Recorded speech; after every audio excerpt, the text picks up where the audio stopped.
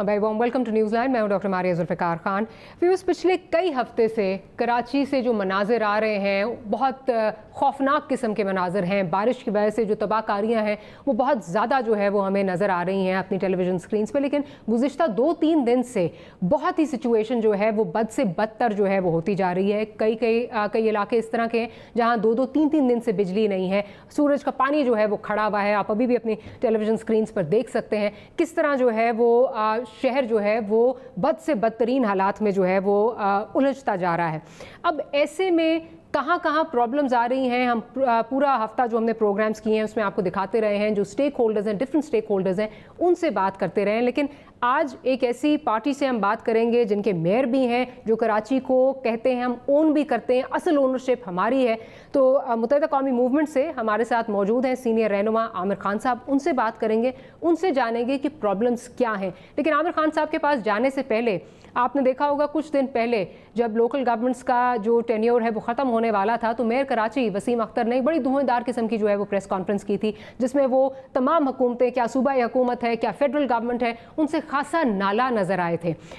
ये तो बात है अब कुछ दिन पहले की, जब टेन्योर ख़त्म होने वाला था। जब टेन्योर शुरू हो रहा था तब वो क्या फरमाते थे, ज़रा वो भी सुन लेते हैं और फिर आमिर खान साहब की तरफ जाऊँगी। एमकेएम और एमकेएम का मेयर वसीम अख्तर पूरी कोशिश करेगा और हर तरीके से सिंध हुकूमत से इख्तियारात और पावर्स लेगा। दोबारा अवाम के पास जाएंगे। बिल्कुल, क्योंकि चीफ एग्जीक्यूटिव हैं सूबे के, उनसे ये एक्सपेक्ट करूंगा लोकल गवर्नमेंट को इख्तियारात दिए जाएं। सारे वो इदारे महकमे जिनसे डायरेक्टली पीपल ऑफ कराची जो है वो मुस्तफीद हो सकते हैं, वो सिर्फ सिंध गवर्नमेंट के पास है। हमने प्रपोजल बना के दिए इमरान खान साहब को, कहाँ गए वो प्रपोजल, क्यों नहीं इम्प्लीमेंट होती? इमरान खान साहब से कहूँगा कि 100 दिन हो चुके हैं उनके पूरे, अब कराची को पैकेज चाहिए, अब कराची को प्रैक्टिकल काम चाहिए, अब बर्दाश्त से बाहर हो रहा है लोगों को। क्या मजाक किया जा रहा है कराची से? ये डिस्ट्रिक्ट वाले नहीं है, आज पानी शहर में बारिश का नहीं है, सीवरेज का पानी खड़ा सारी सिंध गवर्नमेंट की जिम्मेदारी है। मैंने सीएम हाउस के दरवाजे के बहुत सारे चक्कर लगाए हैं, ये लेटर लिखे हैं सबको, prime minister, president of Pakistan, prime minister of Pakistan, chief secretary of Sindh, chief minister of Sindh, governor of Sindh. ये पैसे ये कौन लेगा? कौन? एक जवाब नहीं मिलता मेरा। आमिर खान साहब, माजरत के साथ ये परसेप्शन या जो ये आप वसीम अख्तर साहब परसेप्शन देना चाह रहे हैं वो अवाम में उसको पजीराई नहीं मिल रही, बिकॉज परसेप्शन ये बन रही है कि डिलीवर आप खुद नहीं कर पाते। खा फिर वो 2008 से 12 की अलायंस हो पाकिस्तान पीपल्स पार्टी के साथ, 1.5 महीना पहले जो आपने छोड़ दी नए इलेक्शन से, और फिर आपने कहा जी वो डिलीवर नहीं हम कर पाए क्योंकि पीपल्स पार्टी ने डिलीवर करी थी। यहाँ भी आपने कहा कि जी हम सब दरवाज़ों पर गए लेकिन हमें कहीं से कोई जवाब नहीं मिला। इन्होंने खुद ही कहा था वसीम अख्तर साहब ने कि अगर मुझे वो मैंडेट नहीं मिला तो मैं अवाम के पास वापस जाऊंगा। तो सर फिर अवाम के पास वापस चले जाते हैं 4 साल के बाद, ये क्या रोना रो रहे हैं?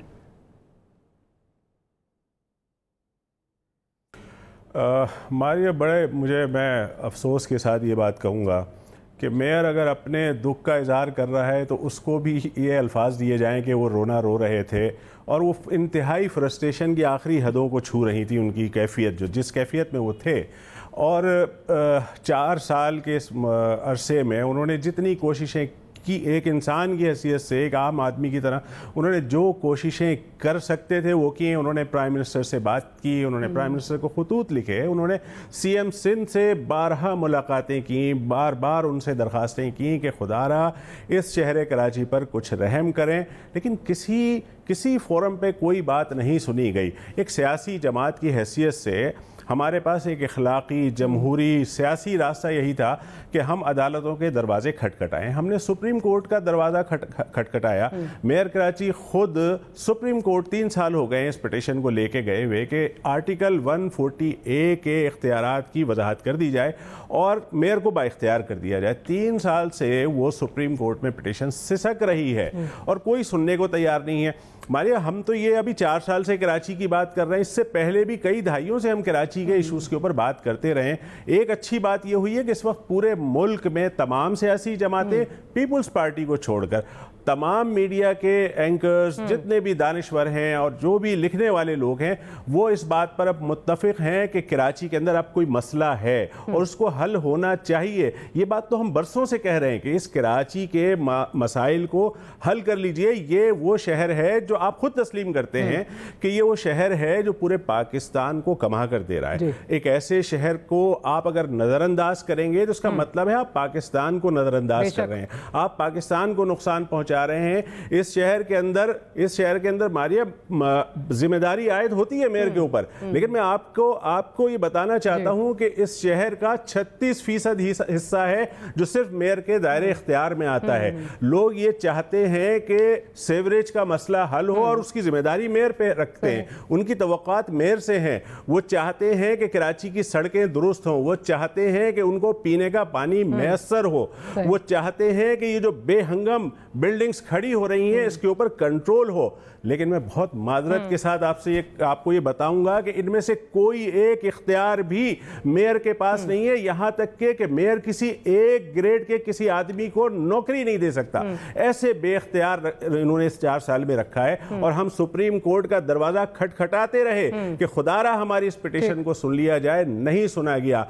एक अच्छी बात इस वक्त ये हुई है कि इस वक्त सब बोल रहे हैं। अच्छा, दूसरी बात यह कि इस शहर में जैसे मैंने कहा 36% हिस्सा मुश्किल से मेयर के पास होगा। यहाँ पर MDA अलग है, यहाँ पर लियारी डेवलपमेंट अथॉरिटी अलग है, यहाँ पर कराची डेवलपमेंट अथॉरिटी अलग है, यहाँ पर 5 कंटोनमेंट है, इसके अलावा KPT है। इन सब की ज़मीनें लोग तवक्को करते हैं कि मेयर ये सारे काम कर दे। मेयर कैसे ये काम कर सकता है कि जब तक आप उसको इख्तियारात नहीं देंगे, आप उसको फंड्स नहीं देंगे, उस वक्त वो कैसे डिलीवर कर सकता है? तो अब खुद आ रहा इस वक्त जो बारिश की सूरत हाल है, आपने देखा, अभी आपने 2 दिन पहले देखा कि कराची के अंदर एक दीवार गिरी और उस दीवार के मलबे तले 7 लोगों की जानें चली गई।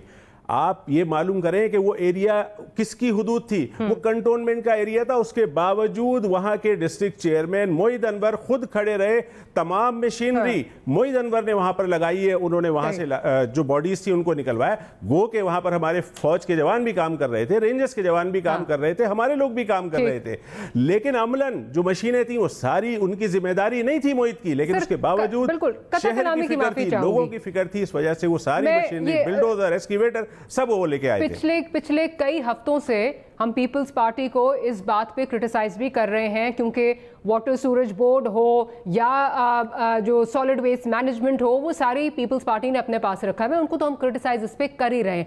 मेरा जो बुनियादी सवाल यहाँ पे ये था कि आपको अगर जिस तरह, क्योंकि मेयर साहब ने कहा था कि मैं लोगों के पास वापस जाऊंगा, अगर आपको लग रहा था कि कोई भी आपकी बात नहीं सुन रहा, आप डिलीवर नहीं कर पा रहे, तो फिर सवाल यह है कि फिर आप इस ओहदे पे या आपके लोग ओहदों पे जो है वो फाइज क्यों रहे, जबकि कहा गया कि हम वापस जाएंगे लोगों में? क्या बेहतर नहीं होता कि आज से 2 साल पहले या 1 साल पहले आप अपना केस जाके प्लीड करते और कहते जी हम डिलीवर नहीं कर पा रहे, हम साइड पे हो रहे हैं? क्योंकि अगेन मैं ये बात कर रही थी कि जैसे 2008 से 13 बल्कि आपकी जो अलायंस रही पाकिस्तान पीपल्स पार्टी के साथ, 1.5 महीना पहले इलेक्शन से आप निकल आए उस अलायंस से और आपने कहा पीपल्स पार्टी डिलीवर नहीं कर पा रही, उसकी वजह से हम भी खराब हो रहे हैं। ये तो फिर वैसे ही लगता है ना कि ये फिर मलबा अपना जो है वो किसी और पर डालना है आपने।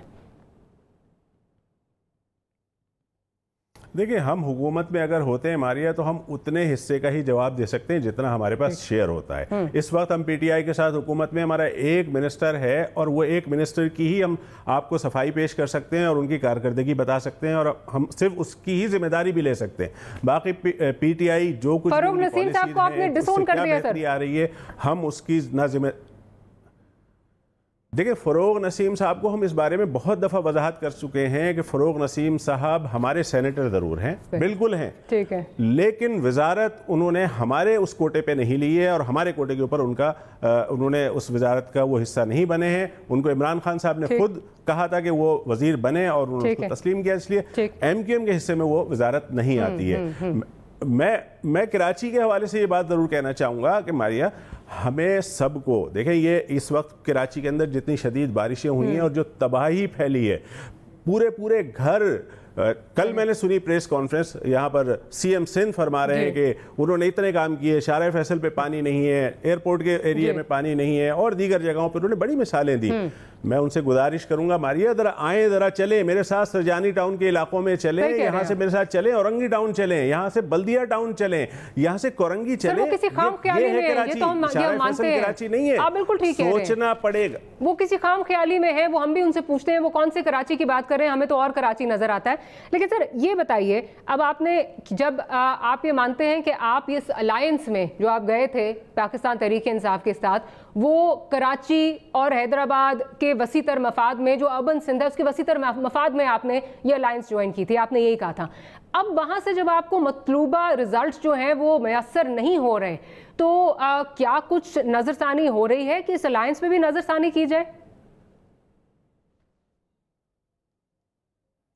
मारिया, इस पे आपने देखा वो पिछले साल भी हमने इसके ऊपर एहतजाज किया था और हमने बजट के मौके के ऊपर हमने मना कर दिया था कि हम बजट के में वोट नहीं देंगे। और उसके ऊपर पीटीआई की जो क़यादत थी वो यहाँ पर आई भी और उन्होंने हमसे बात भी की, और जिन 13 नुकात के ऊपर उन्होंने हमसे मुआहिदा किया था उस पर उन्होंने पेशरफ्त की, हमको यकीन दहानी कराई। और नए बजट के आने से पहले, जो अभी बजट आया उससे पहले उन्होंने 7 अरब रुपए का हमसे वादा किया कि 7 अरब रुपए केएमसी को वफाक देगा, और उसके अलावा बजट के अंदर 18 अरब रुपए अलग रखे जाएंगे, और फिर नए साल के अंदर जो बजट होगा उसमें अलग कराची के लिए डेवलपमेंट के लिए फंड्स रखे जाएंगे। लेकिन अफसोस के साथ मुझे ये कहना पड़ रहा है कि सिर्फ 1 अरब रुपए वो वफाक से केएमसी को मुंतकिल कर सकें, बाकी 1 पैसा नहीं आया। इमरान खान साहब कराची तशरीफ लाए थे, शुरू में 162 अरब रुपए की उन्होंने बात की थी कि कराची को पैकेज दिया है। मेरी मालूमात के मुताबिक कोई फंड नहीं आए, कोई यहाँ पर काम नहीं हुआ है। जो ये कहा जाता है कि ये ग्रीन लाइन और ये जो ब्रिजेस बने हैं, मुख्तलिफ 3 ब्रिजेस की मिसाल दी जाती है मारिया, ये तीनों ब्रिजेस और ये सारे प्रोजेक्ट शाहिद खाकान अब्बासी साहब के दौर के हैं। हम ही लोगों ने जाके उनसे मुलाकात की थी और उन्होंने उसके ऊपर फंड्स रखे थे 25 अरब रुपए, ये वहाँ से शुरू हुए थे। अभी तक इनकी तरफ से हमें कोई खातिर ख्वाह कोई ऐसी चीज़ नहीं नजर आई है कि जिसमें हम ये कह सकें कि कराची के लिए कोई इन्होंने बड़ी रकम रखी है, कोई पैकेज दिया है। बातें हो रही हैं, की जा रही हैं, NDMA को यहाँ भेजा गया है कि नाले साफ करें। ये नाले साफ करने से कराची का मसला हल नहीं होगा। सीरियस होके पॉइंट स्कोरिंग को एक तरफ रख के, सियासत को एक तरफ रख के, तमाम लोगों को, वफाक को, रियासत को, सबसे बड़ी जिम्मेदारी इस वक्त रियासत की है। रियासत को ये फैसला करना होगा कि आया वो इस शहर को तरक्की की तरफ लेके जाना चाहते हैं या इसको और मजीद खंडर बनाना चाहते हैं। और ये बात मैं वाज़े तौर पे कह रहा हूं कि अगर ये कराची तबाह हुआ, इसका असर पूरे पाकिस्तान में पड़ेगा। तो रियासत को अब फैसला करना होगा कि कराची के हवाले से अब कुछ फैसला करें। बिल्कुल, कराची मिनी पाकिस्तान है, इससे कोई जो है no one can deny that, और आपकी बात में 100% वजन है। आपने ये कहा कि पिछले साल आपने एहतजाज किया, आपके नुकात थे, 13 नुकात थे, जिसमें आई रिमेंबर जो सबसे टॉप पे जो दो चीज़ें आ रही थी, एक तो आपके मिसिंग पर्सनस का मामला था, दूसरा आपका जो है आप कह रहे थे कि जो आपके हल्के हैं उनमें रिकाउंट जो है, वोट रिकाउंट जो है वो होना चाहिए, उसका सैंपल साइज आई बिलीव 5% का जो है वो सैंपल साइज था। उसके अलावा यूनिवर्सिटीज़ की बात थी। अब हुकूमत के तकरीबन 2 साल तो पूरे हो ही चुके हैं, उसमें कोई इसमें खातिर खा कोई इस पे हिल्लो हुज्जत नहीं हो रही। सवाल वही है कि क्या आप इस पे रिकंसिडर कर रहे हैं इस कोalition को, या फिर माजी की जिस तरह पीपल्स पार्टी के साथ कोalition थी, एंड में वही होगा कि इलेक्शन से 2022 वाला जो इलेक्शन, 2023 वाला इलेक्शन, उससे 2 महीने पहले आप कहेंगे हम इस अलायंस से निकल रहे हैं? हमारी आप दुरुस्त कह रही हैं, हमारी भी और हमारे कारकुनान की और इस शहर के अवाम की अब मायूसी बढ़ती चली जा रही है और हमें नाउमीदी हो रही है कि कुछ भी बेहतरी नहीं आ पा रही है। सेंसस की आपने बात की कि एक पॉइंट था, सेंसस के ऊपर भी हमने वफाक से भी मुतालबा किया था और इस सेंसस के मसले के ऊपर भी, हल्का बंदियों के मसले पर भी हम सुप्रीम कोर्ट गए हुए हैं, कोई सुनवाई नहीं हो रही। कौन सा दरवाज़ा खटखटाएं, या तो फिर हम रोडों के ऊपर आ जाएं, एहतजाज शुरू कर दें। तो आपकी बात दुरुस्त है कि हमारे ऊपर ये दबाव बढ़ रहा है, इस तरह काम नहीं चल सकेगा। हम मजबूर हो जाएंगे कुछ फैसला करने के लिए कि फिर हम अपनी आवाम के अंदर जाएं और उनको जाकर बताएं कि भाई ये मामलात हैं, ना पीटीआई की तरफ से हमें कोई सपोर्ट मिल पा रही है, ना सिंध हुकूमत की तरफ से कोई सपोर्ट मिल पा रही है। हमारी मायूसी है, बढ़ रही है, मुश्किलात हमारी बढ़ रही है, इस शहर की मुश्किलात बढ़ रही है। कोई टाइम फ्रेम तो आपने रखा होगा कि या ये होगा कि बिल्कुल थोड़े दिन पहले इलेक्शन से होगा, कब तक ये टाइम फ्रेम इसका रखा है? नहीं मारिया, इंशाल्लाह इस दफ़ा ऐसा नहीं होगा कि थोड़े दिन पहले जो है वो हुकूमत से बाहर निकलकर जो है वो हम कहना शुरू करें। इंशाल्लाह उससे बहुत पहले ये मौका आएगा और हम उम्मीद करते हैं कि पीटीआई की हुकूमत इन तमाम चीज़ों को महसूस करके यहाँ पर कोई अच्छा पैकेज दे, कराची के मसाइल हल करने के लिए उनकी कोशिशें हो, काविशें हो, जिससे कोई बेहतरी हो। हम चाहेंगे कि ऐसा हो कि हमें ऐसा ना करना पड़े कि हम हुकूमत से बाहर आएँ, लेकिन अगर ये सारी चीज़ें नहीं होती तो फिर मजबूरन हमें ये फैसला करना पड़ेगा और शायद हमें जल्द फैसला करना पड़े। हमें उम्मीद नजर नहीं आ रही है शहर की बेहतरी की, हमें नहीं आ रही है। जल्द जब हम कहते हैं तो क्या वो अगले के साथ बैठ के बात कर चुके हैं जी, क्या जल्द जब हम बात करते हैं तो क्या जल्द अगले 6 महीने का टाइम है, अगले साल का टाइम है? बिकॉज लाइक आई सेड 2 साल तो पूरे हो चुके हैं, 6 महीने 2.5 साल हो जाएंगे, बिल्कुल मिड टर्म वाला टाइम जो है वो आ जाता है टेन्योर का। तो कब तक ये कोई टाइम फ्रेम अगेन? क्योंकि इस वक्त अगर आप सोशल मीडिया देखें, आप टेलीविजन देखें, कराची के अवाम इस वक्त जिस तरह नाला है तमाम पार्टीज से, और फिर आप एक बड़े स्टेक होल्डर हैं, आपसे एक्सपेक्टेशंस भी हैं, तो उसमें आपसे सवाल ज्यादा होते हैं। तो कोई टाइम फ्रेम अगर आप बताना चाहें। मारिया, मैं देखिए जाहिर है कि मैं ज़ाती हैसियत में कोई टाइम फ्रेम नहीं दे सकूंगा। ये पूरी राब्ता कमेटी बैठ के इसके ऊपर कोई फैसला करेगी, जब ही कोई हम इस बारे में कोई बात कह सकेंगे। लेकिन मैं ये ज़रूर कहूँगा कि हम सब को मायूसी हो रही है और कराची जिस तरह तबाही के दाने पे पहुंच चुका है, तो अब इसकी फ़िक्र करनी पड़ेगी और इसको अब बेहतरी की तरफ लेकर जाना पड़ेगा। हम सब परेशान हैं, मायूसी हो रही है और ये 2 साल का अरसा गुजर गया है। अब ये नहीं होगा कि हम 3 साल तक जो है हुकूमत के साथ बैठे रहें और 3 साल के बाद हम कहें कि भाई ये मसाइल हल नहीं हुए इसलिए हम हुकूमत से, अब ऐसा नहीं होगा। हम बहुत जल्द, उससे बहुत पहले हम उससे फैसला करेंगे। साथ साथ में हमारी एक प्रॉब्लम ये भी है कि अगर हम मिसाल के तौर पर अगर हम पीटीआई से अलग होते हैं तो हम क्या करें? 1.5 ईंट की मस्जिद हम लेके अलग खड़े हो जाएं। हम पीपुल्स पार्टी के साथ जा नहीं सकते इसलिए कि उन्होंने सूबे का और हमारे शहर का बेड़ा गर्क किया है। मुस्लिम लीग नून के साथ हम जा नहीं सकते, वो पंजाब के अंदर सियासत कर रहे हैं, यहाँ पर उनका कोई मैंडेट नहीं है, यहाँ पर उनका कोई वोट बैंक नहीं है। पीटीआई के साथ नई हुकूमत आई थी, हमने ये उम्मीद करके कि भाई हम इनके साथ खड़े, तो अब हम 1.5 ईंट की मस्जिद लेके अलग खड़े हो जाएं तो ना हम हुकूमत के अंदर रहे, ना अपोजिशन का हिस्सा हो, तो फिर हमारी आवाज़ कहाँ सुनी जाएगी और हम किस फोरम के ऊपर बात कर सकेंगे? इसलिए हम अभी हुकूमत के अंदर हैं और कैबिनेट के अंदर बैठ के भी अपने कराची के हवाले से सिंध के शहरी इलाकों के ऊपर हम आवाज़ उठा रहे हैं, उम्मीद कर रहे हैं, और नहीं पूरी हो सकी तो फिर जल्द हो सकता है कि फिर हमें हुकूमत से बाहर आने का मतलब हमें आना पड़ जाए, जल्द आना पड़ जाए। अच्छा, एक और चीज़ हमने क्योंकि ट्विटर पे एक पोल भी कराया जिसमें क्योंकि जमात इस्लामी की तरफ से ये कहा जा रहा था जी कराची को फ़ौज के हवाले कर देना चाहिए, साथ ही साथ बिज़नेस कम्युनिटी से ये आवाज़ उठ रही थी, तो हमने एक पोल चलाया कि क्या कराची को ये जो मुतालबा किया जा रहा है ये दुरुस्त मुतालबा है? तो 67% पीपल, अभी तक जो रिजल्ट्स आ रहे थे उसमें 67% बिलीव्ड कि जी कर देना चाहिए और तकरीबन 33% जो है वो कह रहे थे नहीं करना चाहिए। आप क्या समझते हैं कि given the circumstances, of course कोई नहीं चाहता कि डेमोक्रेसी जो है वो यहाँ से शहर से ख़त्म हो या डेमोक्रेटिक नॉर्म्स के कुछ अगेंस्ट किया जाए, लेकिन जो हालात चल रहे हैं अगर दोनों बड़ी पार्टीज नहीं कुछ कर पाती, क्या आप समझते हैं ये एक ऑप्शन होनी चाहिए? देखिए, एक जमहूरी पार्टी का मैं एक हिस्सा हूँ, एक जमहूरियत के ऊपर यकीन रखने वाले एक फ़र्द की हैसियत से तो मैं ये कभी भी नहीं कहूँगा कि फ़ौज के हवाले कोई इलाका कर देना चाहिए या गवर्नर राज लगा देना चाहिए। ये सारे तजुर्बे माजी में मारिया हो चुके हैं, बहुत सारे ये सारे तजुर्बे यहाँ पर किए जा चुके हैं, लेकिन मसले का हल नहीं निकला। मैं बार बार ये बात कहता हूँ कि मसले को पहले समझने की ज़रूरत है कि कराची का मसला है क्या, उसके बाद ही आप उसका कोई हल निकाल सकेंगे। जब तक आप बीमारी को समझेंगे नहीं तो आप उसका इलाज कैसे करेंगे?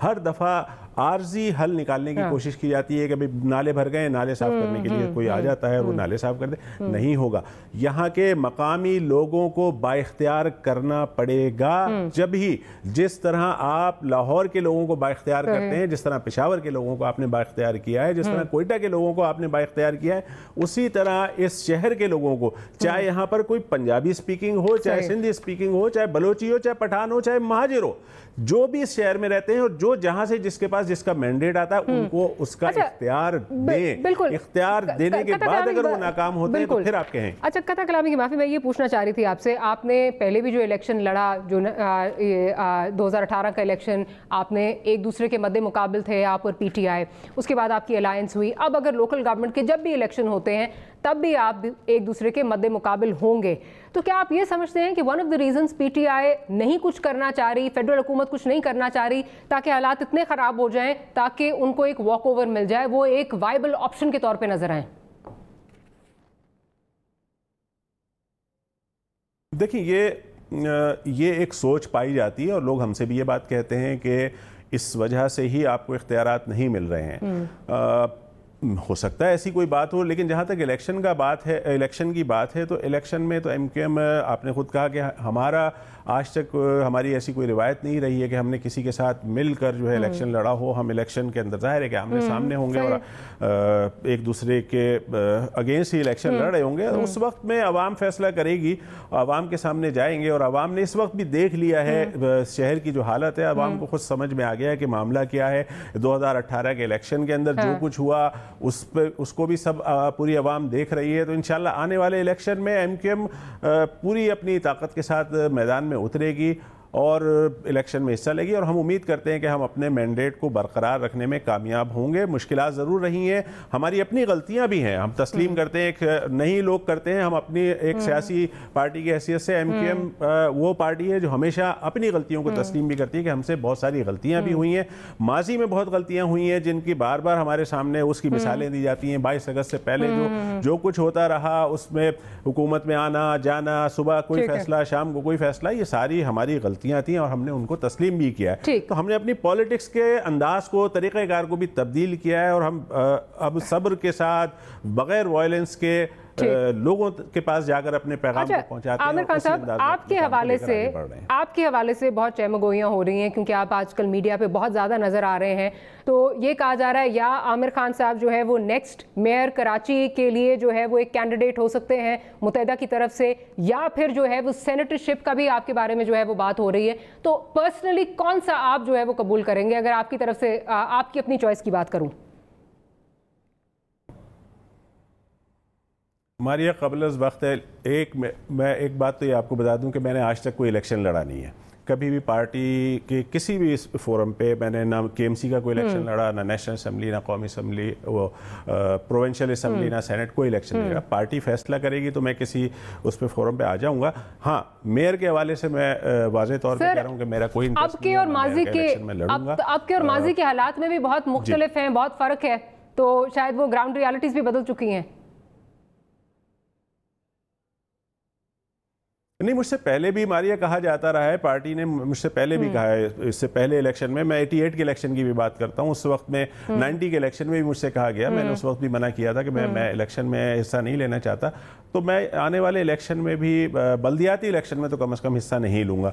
सेनेट के ऊपर पार्टी फैसला करेगी, पार्टी ने अगर मुझे इस काबिल समझा तो उस पर मैं सोच सकता हूँ, अदरवाइज मेरा उसमें भी कोई ऐसा इंटरेस्ट है नहीं। ठीक है, जब भी इलेक्शन होता है और अगर आपकी पार्टी दोबारा जीतती है इसी लोकल गवर्नमेंट सिस्टम के साथ, इन्हीं इख्तियारात के साथ, क्या आपकी पार्टी मैंडेट संभालना चाहेगी?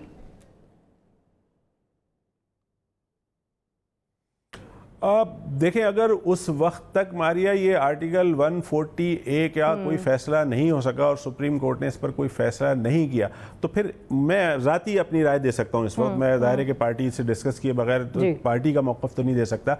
हमें नहीं लेना चाहिए, हमें ये मैंडेट अगर हमें मिल भी जाता है तो हमें फिर ये इख्तियार नहीं लेना चाहिए, हमें मेयरशिप से इस्तीफ़ा दे के बाहर आ जाना चाहिए। अगर इन इख्तियारात में रहते हुए काम करना पड़े तो हम नहीं कर सकेंगे, कोई भी नहीं कर सकेगा, हम नहीं, कोई भी नहीं कर सकता यहाँ पर काम, तो हम बाहर रहेंगे इस प्रोसेस से।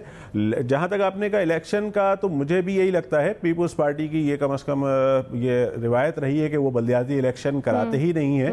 और अभी तो सेंसस के मसले के ऊपर भी एक पिटीशन गई हुई है, जब तक उन हल्का बंदियों और सेंसस का फैसला नहीं हो जाता उस वक्त तक इलेक्शन नहीं होगा। तो ये एक बहाना भी है पीपुल्स पार्टी के पास। तो मुझे नहीं लगता कि फौरी तौर पर कोई इलेक्शन कराने के मूड में है, ये इसको ऐसे ही चलाएंगे।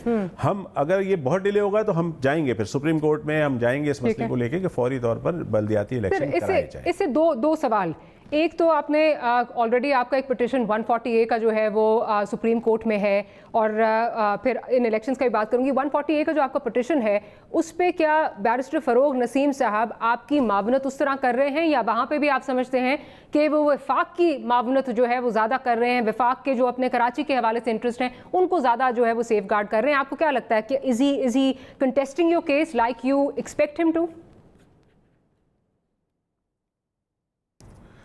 अब मारिया देखें, वो MKM का उनसे ताल्लुक़ है, हम उनसे कोई मशवरा ज़रूर लेते हैं और लेते रहेंगे, लेकिन कोर्ट का एक अपना तरीक़ाकार है वहाँ पर।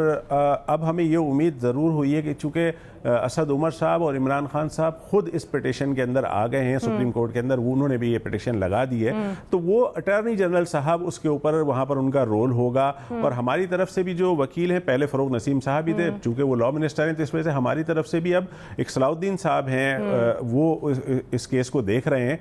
तो उम्मीद करते हैं कि चूँकि PTI खुद अब चली गई है कोर्ट के अंदर हमारी इस पिटिशन के साथ, तो हम उम्मीद करते हैं कि अटॉर्नी जनरल साहब उस पर कोई अपना रोल अदा करेंगे और उसकी हियरिंग हो और उसके ऊपर कोई फैसला हो जाए। तो फ़रोग भाई का कम से कम कोर्ट के जो प्रोसीजर है उससे इस वक्त कोई ताल्लुक नहीं है कोर्ट। ठीक है।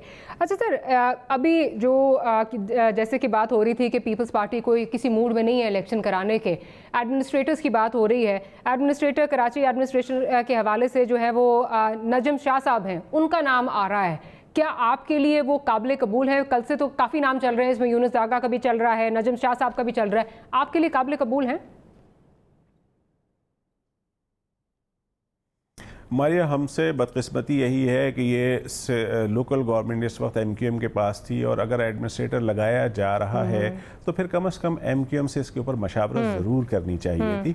लेकिन हमसे यूनुस दागा साहब का नाम सुन रहे हैं कि वफाक की तरफ से आ रहा है, और नजम साहब का नाम जो है वो सूबाई हुकूमत की तरफ से आ रहा है। ना वफाक ने हमसे इस पर कोई मशावरत की और ना सूबाई हुकूमत ने हमसे कोई मशावरत की। यूनुस दागा साहब के बारे में अपनी मैं एक राय रखता हूँ कि वो इंतहाई कॉम्पिटेंट और बहुत अच्छे अफसर हैं, ईमानदार आदमी हैं, मैं उनके बारे में अच्छी राय रखता हूँ। लेकिन मैं साथ साथ में कहूँगा हमसे भी इस पर मशावरत होती तो हम भी अपने कोई एक दो नाम दे देते। मर्जी ये जाहिर है कि इख्तियार सिंध हुकूमत का है, वो जिसको लगाए, लेकिन हमसे अगर मशावरत करते तो फिर हम भी उनको कोई एक दो नाम दे सकते थे। जी नहीं, और दूसरा नाम आ रहा है नजम शाह साहब का, क्योंकि यूनुस दागा पे तो कल पाकिस्तान पीपल्स पार्टी की तरफ से जो है वो इसका रिजॉइंडर आ गया कि जी हमारे ये कैंडिडेट नहीं है या इनको कंसिडर नहीं कर रहे, हम तो नहीं कर रहे, वफाक की तरफ से हो रहा है। नजम शाह साहब के हवाले से आपकी क्या परसेप्शन है अगर उनको लगाया जाए? देखिए, मैं बहुत ज़्यादा नजम साहब को नहीं जानता, इनके बारे में मैं कोई अपनी राय नहीं दे सकूंगा। लेकिन मैं ये कहूँगा कि देखें, ये एडमिनिस्ट्रेटर लगा लें, आप कुछ लगा लें, ये सारे ये वक्ती वो चीज़ें हैं। और मैं फिर एक बात कहूँगा, इसके ऊपर पीपल्स पार्टी के दोस्त बहुत ज़्यादा चिरागपा हो जाते हैं और उनके मुंह से झाग निकलने लगते हैं और चीखना चिल्लाना शुरू कर देते हैं। देखें, अभी उन्होंने यहाँ पर 7वें ज़िले की बात करी और 7 ज़िले कर दिए कराची के अंदर। ये जहाँ इनका अपना मफाद होता है वहाँ 7 ज़िले बनाने के लिए तैयार हो जाते हैं। और जब हम इनसे ही कहते हैं कि भाई आपसे ये सूबा नहीं संभल रहा, आप शहर तो छोड़ें, आपसे तो लाड़काना भी नहीं संभल रहा, आपसे दादू भी नहीं संभल रहा, तो आप क्यों नहीं सिंध के अंदर एक नए सूबे का इजाफा कर दें? उसके ऊपर इन सबके जो बगैर दलील के बात करते हैं, चीखना चिल्लाना शुरू कर देते हैं।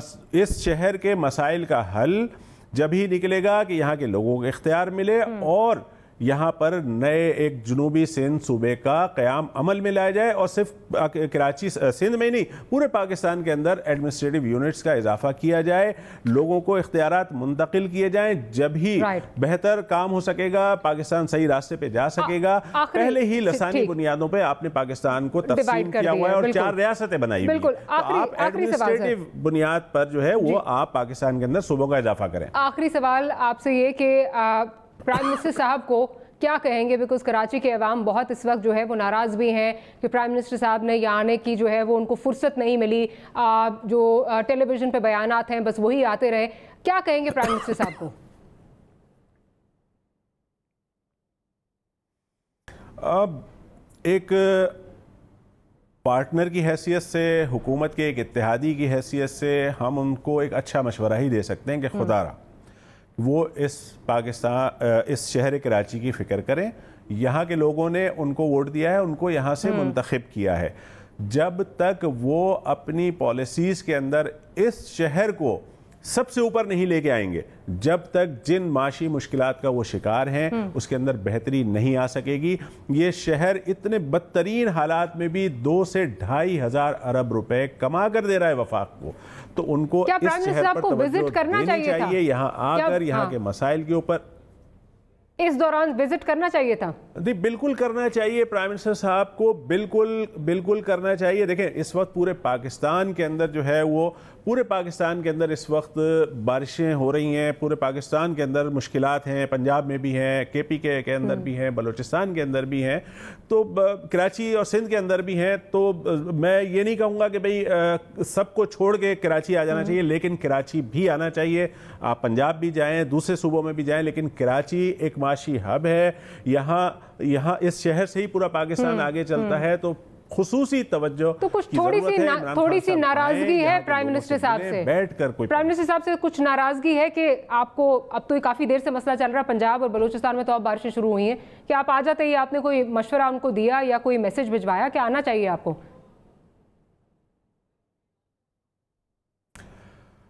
अब क्या किससे नाराजगी करें? हम तो सबसे ही बोलते हैं, बोलते रहते हैं, सबके आगे अपना रोना रोते रहते हैं, दुखड़े रख देते हैं, मसाइल रख देते हैं, कोई सुनता ही नहीं है। अब कि इससे नाराज होकर क्या हासिल हो जाएगा? अदालतों के दरवाजे हम खटखटा चुके हैं, अब आखिरी रास्ता रह गया कि भाई रियासत को फैसला करना होगा कि क्या करना चाहिए। क्या इस शहर को इसी तरह बिल्कुल खंडर में तब्दील कर देना चाहिए या इसका कुछ हल निकाला जाए? आमिर खान साहब, बहुत बहुत शुक्रिया आपका कि आपने प्रोग्राम के लिए वक्त निकाला। हम एक छोटी सी ब्रेक लेनी है, ब्रेक के बाद हाजिर होंगे तो गुफ्तगू को यहीं से कंटिन्यू करेंगे। कराची के क्या मसाइल हैं, क्या सोल्यूशंस हैं, उस पर बात होगी। That and much more right after short break.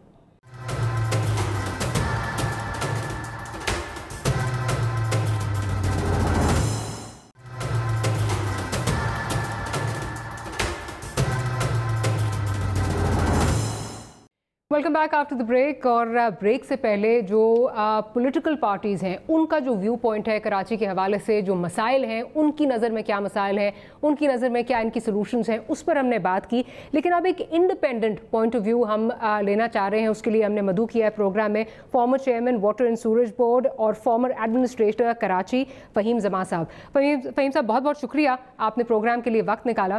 Faheem साहब, अब प्रोग्राम जितने हम करते जा रहे हैं, जब से सिचुएशन आई है, उसमें ऑब्वियसली पॉलिटिकल मड स्लिंगिंग भी हो रही है, पॉलिटिकल पॉइंट स्कोरिंग भी हो रही है। एज ए न्यूट्रल एक्सपर्ट मैं आपसे जानना चाहूँगी, बिकॉज आपने इस सिटी को सर्व किया है, आप क्या समझते हैं प्रॉब्लम यहाँ पे क्या है? क्योंकि हमें बताया जाता है कि जी अर्बनाइजेशन जो हो रही है, असल प्रॉब्लम जो है वो अर्बनाइजेशन का है। यहाँ पे असल प्रॉब्लम ये है कि बेहंगम तरह जो है वो शहर जो है वो फैलता जा रहा है। क्या वो प्रॉब्लम है, अर्बनाइजेशन प्रॉब्लम है, या lack of civil amenities upgradation जो है वो इसका इशू है? देखिए, कोई एक प्रॉब्लम नहीं है इस वक्त कराची के साथ। कराची एक मेगा सिटी है और कराची के साथ ईमानदारी की बात यह है कि इसमें मेगा प्रॉब्लम्स हैं।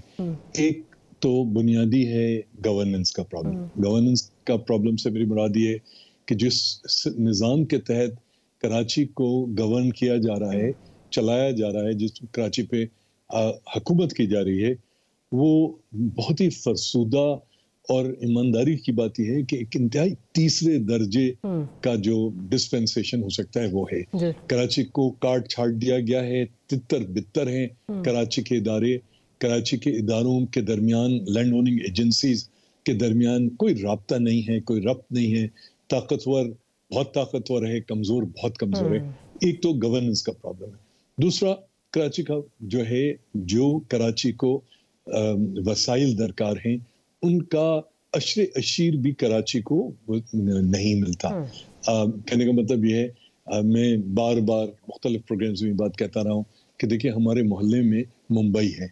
मुंबई को पाकिस्तानी रुपए में तकरीबन कोई 600 अरब साल के जो हैं फंड्स मिलते हैं, रिसोर्सेज मिलती हैं।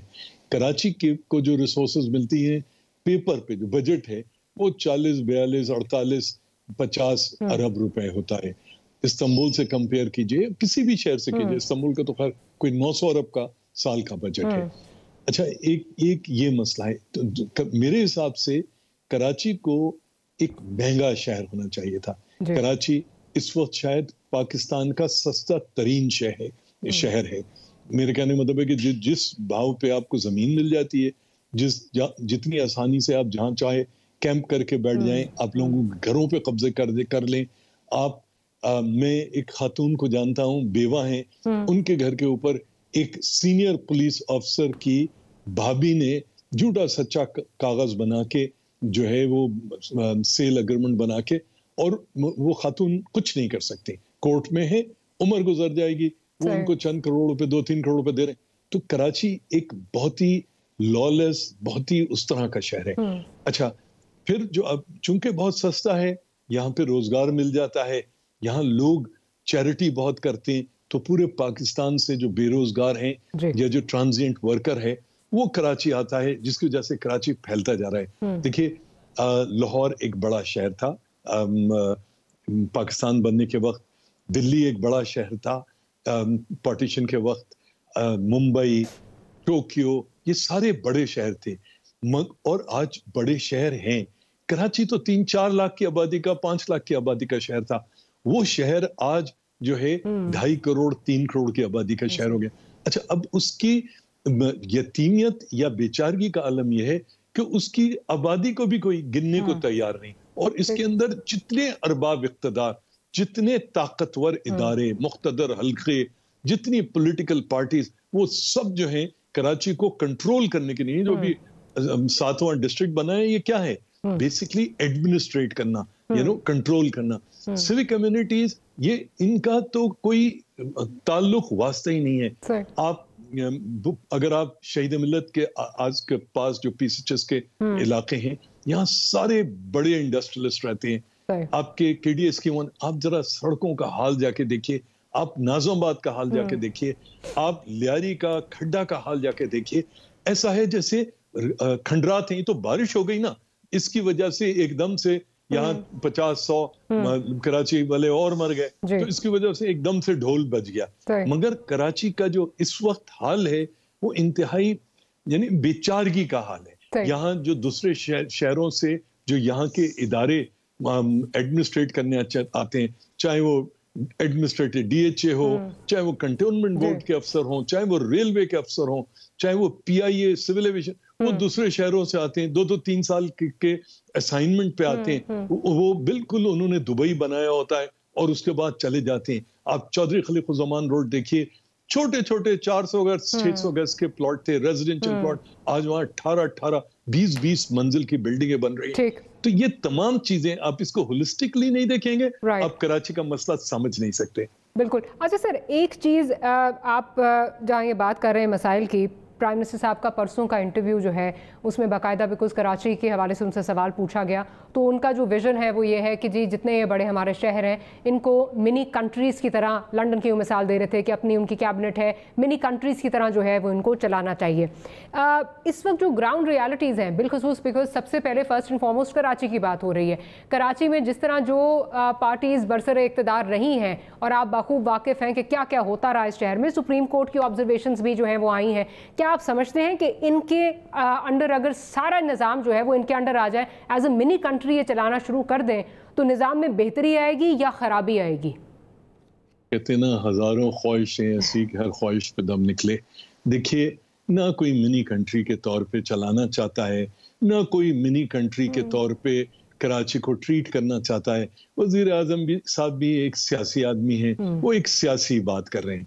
देखिए, बुनियादी बात यह है, अगर आप कराची को वसाइल मुहैया करेंगे तो कराची के हालात बेहतर होंगे। आप कराची को वसाइल नहीं दोगे तो कराची, अब आप सिंध की आपने बात की, सिंध के पीपल सिंध की पूरे हुकूमत सिंध का जो इस साल का जो डेवलपमेंट का बजट है वो 285 अरब रुपए का है। कराची को डेवलपमेंट के नहीं, सस्टेनेंस के लिए 300 अरब रुपए चाहिए कम से कम। आप किस तरह से, देखिए आपने कह दिया मिनी कंट्री की तरह चलाना चाहिए, इस बात का मतलब क्या हुआ? काश के मैं वजीर आजम साहब से पूछ सकता, वो मुझे बता सकते हैं कि मिनी कंट्री आप पूरा मुल्क आप कराची पे चलाते हो, आप डायरेक्ट टैक्सेस, इनडायरेक्ट टैक्सेस आप उल्टी छुरी से काटते हो। मिनी कंट्री के तौर पे तो मतलब ये है कि वो अपने वसाइल खुद जनरेट करे और अपने ऊपर इस्तेमाल करे। पूरे पाकिस्तान का क्या होगा फिर? तो ये जो सारी नाराबाजी है, देखिए बुनियादी बात ये है, और ये सिर्फ कराची का मसला नहीं है, ये पाकिस्तान के तमाम शहरों के लिए जरूरी है। और वो जरूरत इस बात की है कि इन शहरों को एम्पावर किया जाए।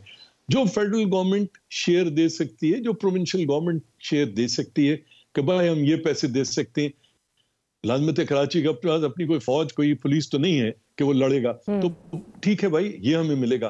बाकी कम से कम कराची को एम्पावर करें, कराची के कि जो भी एडमिनिस्ट्रेशन है उसको इख्तियार दें और उसके साथ जिम्मेदारी दें। अगर कराची को देखिए, आप मुझे बताइए क्या बदनसीबी है कि मैं जिस वक्त अभी थोड़ी देर पहले आपके प्रोग्राम ज्वाइन करने से पहले वहां से 500 फुट के फासले पर समंदर है और पानी घुटनों घुटनों खड़ा हुआ है। किसी के पास इतनी अकल और सोच नहीं है कि भाई एक ट्रैक्टर लाके एक खाली नाली खोद दो ताकि वो समंदर में पानी चला जाए। कोई नहीं है। कथा कलामी की माफी फहीम साहब, अकल नहीं है या विल नहीं है? नहीं, ना समझ है ना, देखिए कैलेसनेस है। कैलेसनेस का से मुराद होती है कि आपका दिल नहीं है, ठीक है ना, आपका कोई स्टेक ही नहीं है कराची में। एडमिनिस्ट्रेटर डीएचए कौन है मुझे नहीं मालूम, मुझे नहीं मालूम कि इस वक्त डीएमसी के एडमिनिस्ट्रेटर कौन है या कौन केएमसी का एडमिनिस्ट्रेटर लगेगा, वो उनका कराची से क्या ताल्लुक है, ठीक है।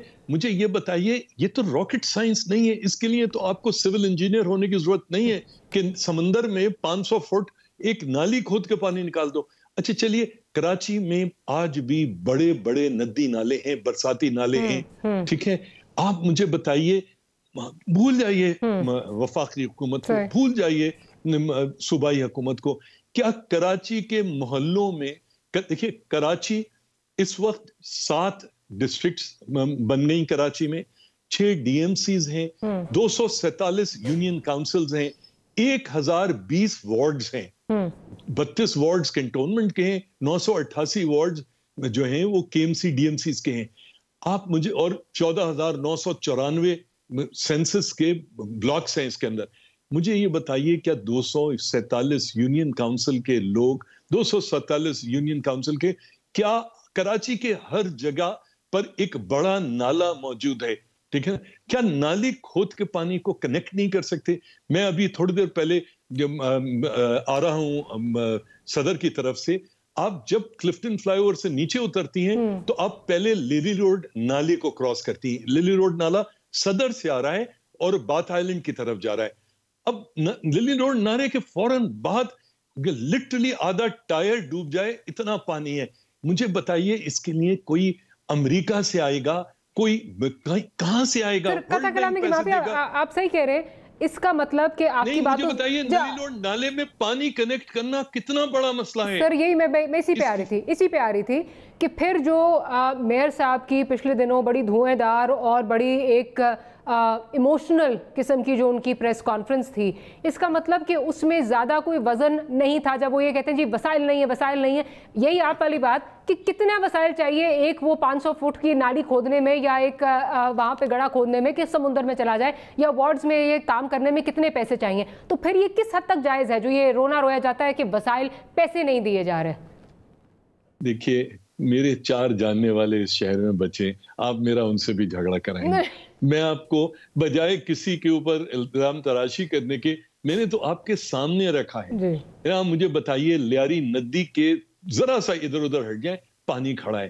अरे भाई, एक कुदाल उठाओ, 4 मजदूर बुलाओ, उनसे निकाल दो यार, ट्रैक्टर के लाओ, ट्रैक्टर से पुश कर दो। ये कोई आपके हम क्या करते हैं, बड़े बड़े हमारे पास डी वाटरिंग पंप्स होने चाहिए। डी वाटरिंग पंप्स मौजूद हैं, उनका डीजल खत्म हो जाता है ना। अरे बाबा, कोई अगर कराची की अपनी अगर हुकूमत होगी, देखिए मेयर साहब का ताल्लुक एक बड़ी पार्टी से है, ठीक है, उनके पार्टी के डिमांड्स हैं, उनके अपने मसाइल हैं। मैं तो कराची के लोगों की बात कर रहा हूँ। आप कराची के लोगों को, कराची के शहरियों को एम्पावर करें। मैं खुदा की कसम मैं नहीं समझता कि किसी ऐसी कौम को जिंदा रहने का हक है जो अपनी नालियां भी बरसाती नालों में ना बना सके। तो बुनियादी तौर पे तो हमारा फेलियर है और हर लेवल पे फेलियर है। अवामुन्नास कंप्लीटली अबेंडेंड है। अवामुन्नास का कोई पुरसाने हाल नहीं है, होने वाला नहीं, बिल्कुल कोई पुरसाने हाल नहीं है। अच्छा सर ये बताइए, बहुत ज़्यादा तारीफ़ें जो हैं हमने सुनी मुस्तफ़ा कमाल साहब की, नेमतुल्लाह खान साहब की, और ये कहा जाता था और खैर नज़र भी आया कि उन्होंने डिलीवर भी किया as compared to the situation now. माजरत के साथ अगर आप इसको पंजाब से कंपेयर करें, लाहौर से कंपेयर करें, जो कि होना चाहिए कंपैरिजन, बिकॉज दो मुल्क के बड़े शहर हैं, तो कोई कंपैरिजन नज़र नहीं आता इवन एट दैट टाइम। आप क्या देखते हैं कि क्या जो इस वक्त जो सिचुएशन है वो किस तरह मुख्तलिफ है माजी से? क्या लॉ में जो लॉ लाया गया है ये बहुत टूथलेस किस्म का लॉ है, या उस वक्त मुस्तफ़ा कमाल साहब के पास क्योंकि हुकूमत उनकी थी, शहर में हुकूमत उनकी थी, मुशर्रफ साहब थे, साथ मुशर्रफ साहब थे, फिर गवर्नर साहब थे, तो बहुत ज़्यादा उनके पास जो है वो सपोर्ट बहुत ज़्यादा थी, इसलिए वो डिलीवर कर गए, क्योंकि ये इल्ज़ाम जो है ये मुत्तहिदा की तरफ से लगाया जाता है। आप किस तरह इसको देखते हैं ऑब्जेक्टिवली, अगर मैं आपसे पूछूं? देखिए, दो आपने बातें की हैं। ये एक आपका जो सवाल है वो एक नहीं दो है जी। आपने पहला तो कंपेयर किया पंजाब से या लाहौर से, ठीक है। देखिए, वो आप इसलिए कंपेयर नहीं कर सकते, बहुत अरसे पुरानी बात नहीं है। जावेद हनीफ चेयरमैन केपीटी थे। Javed Hanif as chairman KPT, उन्होंने एक रिक्वेस्ट मूव निगोशिएट किया एशियन डेवलपमेंट बैंक से कराची के लिए कोस्टल हाईवे बनाना। अच्छा, वो कोस्टल हाईवे चूंकि केपीटी बहुत ही रिच ऑर्गेनाइजेशन है, उनको कोई 8 अरब रुपए चाहिए थे, ठीक है। एशियन डेवलपमेंट बैंक बहुत खुशी तैयार हो गया इस बात पे कि हाँ जी ठीक है, हम दे देते, मगर आपको फाइनेंस मिनिस्ट्री ऑफ फाइनेंस है उससे लेना पड़ेगा, क्योंकि एशियन डेवलपमेंट बैंक तो इंटर्न जो वो करता है वो तो गवर्नमेंट ऑफ पाकिस्तान के थ्रू करता है। कोस्टल हाईवे के लिए एनओसी या जो वो थी सोवरेन गारंटी नहीं मिली, बल्कि केपीटी को ये कहा गया कि नहीं जी आप अपने वसाइल से खुद बनाएं। मगर जब लाहौर में ऑरेंज ट्रेन बननी थी या जंगला बस चलनी थी, तो उस वक्त जो कि ना जंगला बस अपना खर्चा पे कर सकती है, ना ऑरेंज ट्रेन अपना खर्चा पे कर सकती है, वहां पर आपको सोवरेन गारंटी मिल गई। I beg to differ very respectfully। मैं तो कंपेयर कर रही थी इवन मुस्तफा कमाल साहब का जो टाइम था और जो परवेज इलाही का टाइम था, परवेज इलाही का टाइम। जी दो मुख्तलिफ चीजें कि आपने, मैंने इसीलिए कहा एक तो कराची को आप पंजाब से या लाहौर से नहीं कंपेयर कर सकते। अब आ जाइए मुस्तफा कमाल के जमाने में। देखिए, मुस्तफा कमाल और नेमतुल्लाह खान के जमाने में जो यहाँ पर लोकल गवर्नमेंट ऑर्डिनेंस था, उसको एक चीज कहलाती है डिवोल्यूशन। डिवोल्यूशन डिसेंट्रलाइजेशन का नाम है। डिवोल्यूशन का मतलब होता है statutory transfer of authority as well as responsibility, मुंतकिली, ठीक है, इख्तियारात की मुंतकिली, इख्तियार की और जिम्मेदारी की। बस नहीं, मैं अभी वसाइल पे तो आया नहीं, इख्तियार और जिम्मेदारी दोनों की कानूनी ट्रांसफर टू एक हायर लेवल से लोकल। अगर जैसे इस वक्त है, इस वक्त जो है वो गवर्नमेंट ऑफ सिंध के मुख्तलिफ डिपार्टमेंट्स ने अपना इख्तियार लोकल गवर्नमेंट को दिया हुआ। दो मुख्तलिफ ये चीजें हो गई। अच्छा, एक तो वो था, लकीली मुशर्रफ साहब चूंकि खुद सेंट पेट्स के पढ़े हुए थे, ये पढ़े हुए थे, उन्होंने वसाइल भी मुहैया कर दिए। तो एक तो नेमतुल्लाह खान के जमाने में और मुस्तफा कमाल के जमाने में वसाइल भी मिले और निजाम ऐसा था जो बहुत बेहतर निजाम था आज के मुकाबले में। जो मैंने शुरू में कहा था, आज निजाम जो है तितर बितर है। आपने 5 बोर्ड्स बना दिए और आपने, यानी कि मैं जब 1995-96 में एडमिनिस्ट्रेटर था, तो मुझे, मेरी बेटी उसे 3-4 साल की थी, तो वो ये समझती थी कि उसे मुझे कायद आजम के मजार पे उस पर झाड़ू लगाते देखा कि उसका बाप जो है भंगी है, ठीक है। मगर आज की हालत ये है कि केएमसी के पास कराची को साफ करने का इख्तियार नहीं है, कचरा उठाने का इख्तियार नहीं है, वो सॉलिड वेस्ट मैनेजमेंट बोर्ड है। सड़कें बनाना इंफ्रास्ट्रक्चर डेवलपमेंट बोर्ड है। कराची बिल्डिंग कंट्रोल अथॉरिटी होती थी, कराची से निकाल के आपने उसको सिंध कर दिया और उसको इन तमाम बोर्ड्स और इन अथॉरिटीज पे आपने एक डीजी बनाया। आपने एक डीजी को सेक्रेटरी लोकल गवर्नमेंट के अंडर किया। अभी जो सेक्रेटरी लोकल गवर्नमेंट थे, अभी उनको नैब उठा के ले गई है। सेक्रेटरी साहब के ऊपर एक मिनिस्टर है, तो वो इख्तियार जो कराची के मेयर के पास होना चाहिए था, आपने मिनिस्टर के पास मुंतकिल कर दिया। और कैंटोनमेंट बोर्ड्स के नो, इट्स देखिए, ये कंफ्लिक्टिंग वेस्टेड इंटरेस्ट है। किस तरह से मैंने 50 अरब रुपए तो कर लिए, अब मैंने उस 50 अरब को भी कैसे मिल करना है, क्या करना है, ठीक है ना। और वो ये सारी की सारी बहस, ये सारा का सारा झगड़ा उसका है। आप जब तक एक बोर्ड नहीं बनाते, मतलब शहर को यकजा नहीं करते। देखिए 2006-2007 में डॉक्टर आसिम वर्सेस सीडीजे के इन फेडरल गवर्नमेंट, एक सुप्रीम कोर्ट में डॉक्टर आसिम हुसैन ने केस फाइल किया था, मेरा ख्याल है उसका नंबर था 6048, और उसके अंदर सुप्रीम कोर्ट में चीफ जस्टिस की बेंच ने यह फैसला किया था 2007 में कि कैंटोनमेंट बोर्ड्स के जितने सिविलियन एरियाज हैं उनको सीडीजी के अंदर शामिल किया जाए, कि ईडीओ रेवेन्यू और director military land and cantonments जो है वो दोनों सर्वे करें, सर्वे करके जो मिलिट्री यूज या जहां पर फौजी जवान नहीं रहते, 1924 का कैंटोनमेंट एक्ट है उसके हिसाब से उन सारे एरियाज को शहर में साबित जम करें। मेयर हैज टू बी, उसको कराची का कि वाटर एंड सीवरेज बोर्ड या इस तरह के तमाम इदारों का एक नोशनल चेयरमैन होना जरूरी है ताकि कोऑर्डिनेशन हो। मैं कोई सुपर मेयर बनाने की बात नहीं कर रहा, मैं ये नहीं कह रहा कि आप मेयर को सारे इख्तियारात दे दें, मगर कराची की जो मेट्रोपॉलिटन कॉर्पोरेशन है उसको आप सारे इख्तियारात दीजिए, उसके वसाइल जो हैं मेट्रोपॉलिटन कॉर्पोरेशन। अच्छा, अगर आप ये सब कुछ करते हैं, आप कहते हैं जी जाया कर देते हैं, एमक्यूएम का कंट्रोल था, एमक्यूएम ने ये किया, एमक्यूएम ने दहशतगर्दी की, फलाना क्या।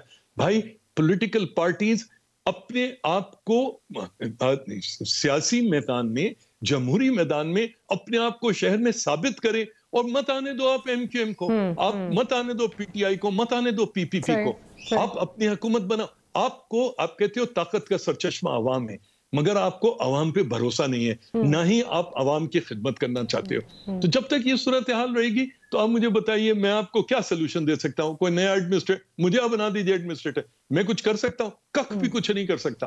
सब कुछ जानने के बावजूद आप मुझे हाथ पैर बांध के मुझे आप नेटी जेटी समंदर में फेंक दें, आप कहें अब तैर के दिखाओ, मैं कैसे तैर सकता हूँ? या मेरी जगह कोई मेरा जी होश अक्लमंद दोस्त जो है वो इस किस्म की जिम्मेदारी को के नजदीक भटकने को तैयार नहीं। सर माजरत के साथ, बड़ी माजरत के साथ ये कहना पड़ता है, क्योंकि हम में से कोई भी इस तरह का नहीं है जो नहीं चाहता कि इस मुल्क में जो है वो जमहूरियत ना पनपे।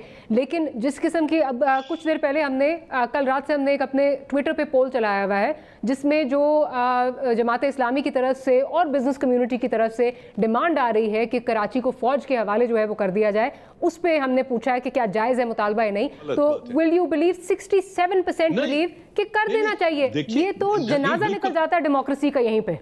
नहीं, मगर मैं इसका जवाब देता हूं ना। देखिए, कोई सियासी आदमी, जमहूरियत पसंद आदमी टीवी पे अखबार में बैठ के ये नहीं कहता कि एक इंतहाई गलत बात है। एक ऑटोक्रेटिक सिस्टम कभी भी डिलीवर नहीं कर सकता। आपको पता है कराची का इस वक्त सबसे बड़ा मसला क्या है? देखिए, मुझे लोग ब्लीडिंग हार्ट सोशलिस्ट कहते हैं, मेरे मुंह से आप ये सुनिए, कराची के अंदर कच्ची आबादियों को जियाउल हक साहब के दौर में रेगुलराइज करने का वो बनाया गया, ऑर्डिनेंस निकाला गया, एक्ट निकाला गया, कच्ची आबादियों को रेगुलराइज। इसका नुकसान क्या हुआ? इसका नुकसान ये हुआ कि रियासत के तमाम इदारे जिनको इंक्रीमेंटल हाउसिंग या वर्किंग क्लास के लिए, लोअर मिडिल क्लास के लिए, या उन लोगों के लिए जिनके पास वसाइल नहीं थे, उनके लिए हाउसिंग और हाउसिंग स्कीम्स बनाने की जिम्मेदारी से मुबर्रा कर दिया गया। अब वहां पर ना तो स्विच की लाइन है, ना पानी की लाइन है, वहां पर इलाके का थाने का एसएचओ, केएमसी का या बोर्ड ऑफ रेवेन्यू का आदमी या कैंटोनमेंट का अफसर और दीगर जितने भी हुए वो आपस में लेके मोहम्मद खान और जन्नत गुल के साथ मिलकर कच्ची आबादियां बनाते, और वो फिर बाद में लोग कहते हैं पानी नहीं आ रहा, कहते हैं पानी नहीं निकल रहा। लेकिन तो ये जो जंगल किया गया, ये सिर्फ मसला ये इधर कच्ची आबादियों तक का नहीं है। हमने तो देखा है यहाँ पे, हमने कुछ प्रोग्राम भी किए हैं, बड़े बड़े टाइकून जो है वो आके बैठ जाते हैं और उनको हटाने वाला कोई नहीं है। नहीं, आप मुझे बताइए ना, अगर आप आज इसको फौज के हवाले कर दें, एक ब्रिगेडियर साहब आ जाएंगे, मेजर जनरल साहब आ जाएंगे, और वो उसके बाद जिससे जो चाहेंगे डंडा चला के करवा लेंगे। मैं तो सिर्फ ये कह रही थी, आप बिल्कुल ठीक कह रहे हैं, मैं तो सिर्फ ये कह रही थी कि लम्हाए फिक्रिया है कि अगर अवाम ये बात, अवामुन्नास ये बात कर रहे हैं तो लम्हाए फिक्रिया है। दैट मीन्स कि हमारी पॉलिटिकल जो पार्टीज हैं, जो डेमोक्रेटिक फोर्सेज हैं, उनको डिलीवर करना चाहिए, वरना तासुर मजीद जो है वो उभरता जाएगा। प्रोग्राम का वक्त जो है वो खत्म हो रहा है, लेकिन व्यूअर्स आपने जो फहीम साहब की बातें सुनी वो बड़ी जो बेसिक चीज़ें हैं, चाहे वो नाली खोदने की बात हो या दीगर बातें जिनकी तरफ उन्होंने पॉइंट आउट किया है, ये छोटी छोटी बातें हैं जो वहाँ पे गवर्नमेंट को, सिटी गवर्नमेंट हो या for that matter provincial government हो, उसके लिए कोई बहुत ज़्यादा वसाइल दरकार नहीं है जिनको हमने बहुत बड़ा मसला जो है वो बनाया हुआ है। तो लेट्स होप कि जो हुकूमतें हैं वहाँ पे वो डिलीवर करना शुरू करें, क्योंकि जिस तरह हम वो जो पोल चला रहे हैं, जहाँ से जो डिमांड आ रही है फ़ौज को लाने की, वो डेमोक्रेटिक फोर्सेस के लिए कुछ खुशाइंद नहीं है। लेट्स होप कि इस पे कोई काम हो। Will see you next week. Good night, अल्लाह हाफिज़।